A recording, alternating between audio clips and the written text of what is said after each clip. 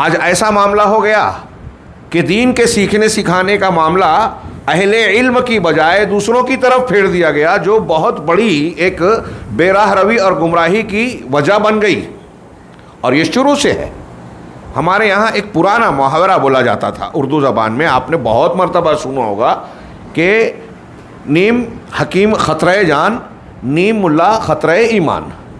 بظاہر یہ ایک محاورے کی طور پر بولا جاتا ہے، لیکن یہ بہت بامانہ تھا۔ آپ دیکھیے کہ آپ اگر بیمار پڑ گئے اور کسی ایسے آدمی سے علاج کرائیں جو حکمت کو، طبابت کو، ڈاکٹری کو ٹھیک ٹھاک جانتا نہیں ہے، تو عام طور سے سنجیدہ لوگ کہیں گے کہ یہ اپنے آپ کو خطرے میں ڈالنا ہے۔ بظاہر وہ آپ کی صحت کے لیے دعا دے گا، ہو سکتا ہے اس کی نیت اچھی ہو، لیکن ایسی دوا دے سکتا ہے جو آپ کی صحت کے لیے انتہائی مہلک ہو، آپ کی جان لینے کا باعث ہو، یا بیماری کو مزید بڑھا دینے کا سبب بن جائے۔ نیم حکیم خطرہ جان۔ ایسا ہی معاملہ نیم ملا کا ہے کہ اگر آپ دین کی تعلیم اور درس یا افتاء اور فتوے کا معاملہ ایسے لوگوں سے کرے جو دین کو ٹھیک ٹھاک جانتے نہیں، اس کے اصولوں اور منہج و عقیدے سے واقف نہیں ہیں، تو آپ کی رہنمائی انتہائی غلط کر سکتے ہیں، حلال کو حرام اور حرام کو حلال بنا سکتے ہیں۔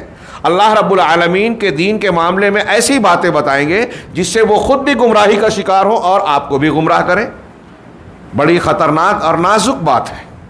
یہاں یہ سوال بھی پیدا ہوتا ہے کہ آج کل اتنے سارے لوگ عقل کی اس موٹی سی بات کو سمجھتے کیوں نہیں؟ میں نے اکثر دروس میں یہ سوال کیا کہ ایک بات بتائیے، اگر آپ کو کیس لڑنا ہے عدالت میں تو کیا آپ کسی بڑے ڈاکٹر کے پاس جاتے ہیں کہ ایم ایس ہے، ایم ڈی ہے، لندن اور امریکہ سے جو ہے میڈیکل کی ڈگریاں لے کر آیا ہے، تو وہ اتنا جب پڑھا لکھا ہے تو کورٹ میں ہمارا کیس لڑ لے؟ آپ میں سے کوئی کرے گا؟ میں سوال کر رہا ہوں۔ آپ کیس لڑنے کے لیے کسی ڈاکٹر کے دواخانے، کلینک، ہاسپٹل میں جاتے ہیں؟ نہیں جاتے۔ کیوں؟ اس لیے کہ وہ میڈیکل لائن کا آدمی ہے، ایک بہت بڑا انجینئر ہے۔ ہاں، آپ اس کے پاس جاتے ہیں کیا یہ کہنے کے لیے کہ مجھے فلاں فلاں مرض ہو گیا ہے، میرا آپریشن کرنا ہے؟ آپ نے اتنی اونچی اونچی ڈگریاں لی ہیں انجینئرنگ کی، ہاں، آئی ٹی میں اور فلاں انجینئر میں، سول انجینئر، جو بھی انجینئر ہو، آپ میرا آپریشن کر دیجئے۔ کسی انجینئر سے آپ آپریشن کرواتے ہیں کہ بہت بڑا عالم ہے وہ انجینئرنگ اپنی لائن میں؟ نہیں کراتے، کیونکہ یہ اس کی لائن نہیں ہے۔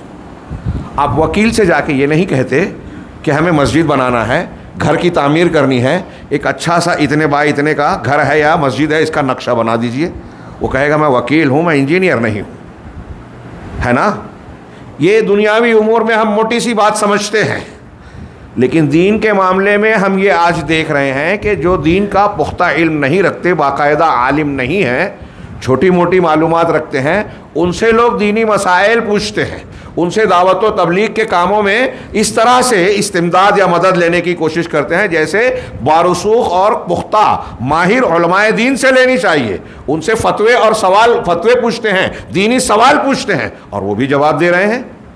یہاں اب ایک چیز یہ بھی آتی ہے کہ ایک عام آدمی یہ کہتا ہے کہ بھائی دین کے معاملے میں ہم یہ سنتے پڑھتے آئے ہیں کہ وَلَقَدْ يَسَّرْنَا الْقُرْآنَ لِلذِّكْرِ فَهَلْ مِن مُدَّكِرٍ، قرآن کو ہم نے ذکر اور نصیحت کے لیے یا حفظ کے لیے، دونوں ترجمے کیے جاتے ہیں، آسان کیا ہے، تو ہے کوئی یاد کرنے والا، کوئی نصیحت لینے والا؟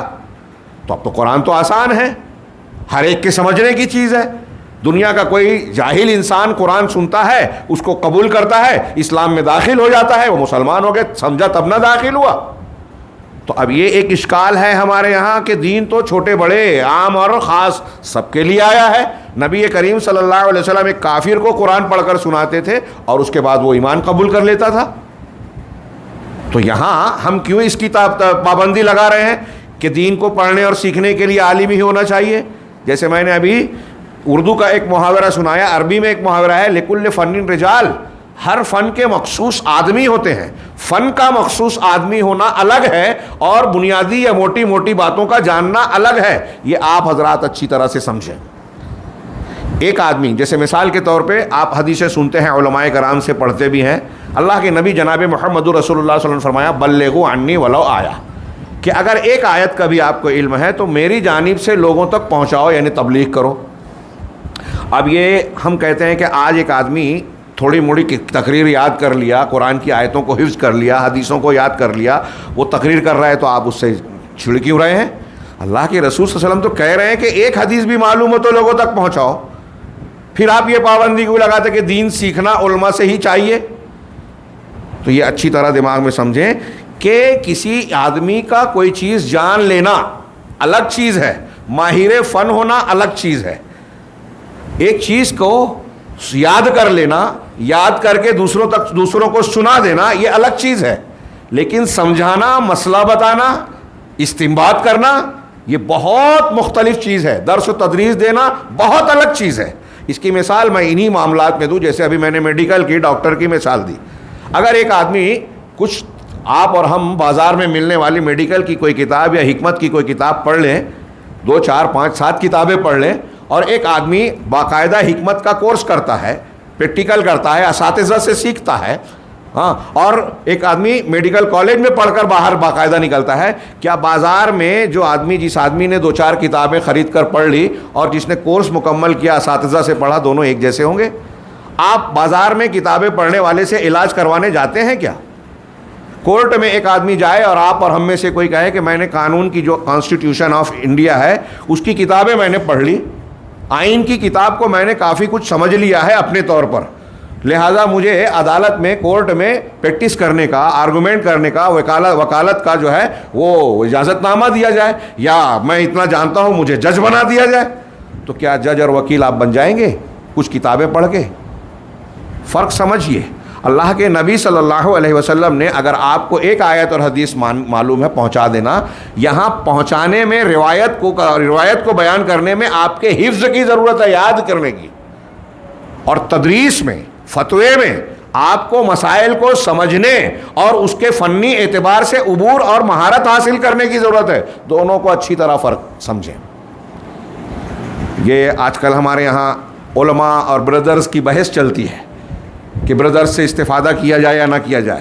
ہر ایک کا اپنا دائرہ کار ہے، ہر ایک کی اپنی صلاحیت ہے، جس کو جس لائق ہے یا جو جس مقام کا ہے اس کو اس کے مقام پر رکھا جائے۔ انزل الناس منازلہم، ان سے وہی استفادہ کیا جائے جو اس کا مقام ہے۔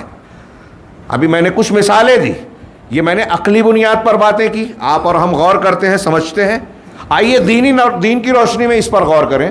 میں نے دین کی روشنی میں بتایا کہ اگر آپ کو ایک آیت معلوم ہے تو دوسروں تک پہنچائے۔ اللہ کے رسول صلی اللہ علیہ وسلم نے دعا دی، نظر اللہ امرأ سمع مقالتی ثم وعاها فأداها إلى من لم يسمعها، کہ اللہ اس شخص کو تر و تازہ رکھے جس نے میری کوئی حدیث سنی، ہاں، سمع مقالتی، میری کوئی بات سنی، پھر اس کو یاد رکھا، اور پھر جس نے نہیں سنا ہے اس تک پہنچایا۔ فرب حامل فقہ، ہاں، کہ کچھ ایسے فقہ کو اٹھانے والے ہیں، یعنی علم کو اٹھانے والے، کہ وہ اس تک پہنچاتے ہیں جو اس سے زیادہ فقہ والے ہیں، سمجھ والے۔ یعنی میں ایک آدمی کو ایک حدیث پہنچا رہا ہوں تو ممکن ہے، میں نے صرف یاد کیا، ممکن ہے جس کو میں نے پہنچایا ہے وہ مجھ سے زیادہ سمجھدار ہوں۔ غور کیا آپ نے کہ یہاں روایت کو بیان کرنے کے لیے صرف یادداشت ضروری ہے۔ میں نے پہنچا دیا، مجھے یاد تھی، میں نے پہنچا دیا، میں اس پر حکم لگا رہا ہوں یا اس کے اندر سے مسائل مستنبط کر رہا ہوں، یہ میرا کام یا میری صلاحیت نہیں ہے۔ جس نے سنا ہے ہو سکتا ہے مجھ سے زیادہ سمجھدار ہو۔ یہ پہنچانے والی بات ہوئی۔ اب فنی اعتبار سے یہ قرآن کی ایک آیت اور ایک حدیث میں نے پیش کی، اب فنی اعتبار کو اللہ کے رسول کا فرمان پیش کیا۔ اب آپ سوچئے کہ ہم دین سیکھنے سکھانے کے معاملے میں ہمارا معاملہ کیسا ہونا چاہیے۔